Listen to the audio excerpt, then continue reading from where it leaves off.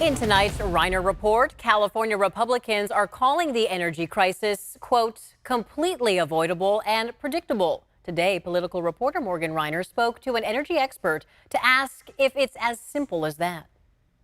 Assembly Republican leader James Gallagher said the threat of rolling blackouts is as a result of failed Democratic policies. We're not prepared in the way that we need to be, and we are lucky that we got through yesterday without having rolling blackouts. And questioned how the state plans on phasing out the sale of new gas-powered cars by 2035. It was lost on nobody that the governor, on the one hand, is calling for mandatory electric vehicles by 2035, but then told everybody, but don't charge those this weekend because you'll knock out the grid. Criticism the governor responded to in a surprise press conference Wednesday afternoon. The current peak utilization on the entire electric grid for electric vehicles today, and we have more electric vehicles than any other state in the nation, 0.4%.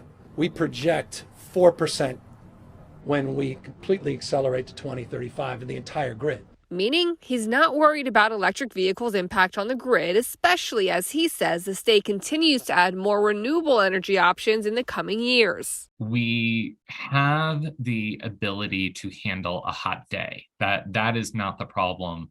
What's unusual for California is that we do not normally have a heat dome that is affecting the entire state for multiple days in a row. Michael Coven is the director of the California Energy Program at the Environmental Defense Fund. He used to work for the state developing clean energy policy. We project out many years in advance of how much power do we think we're going to need at any given time.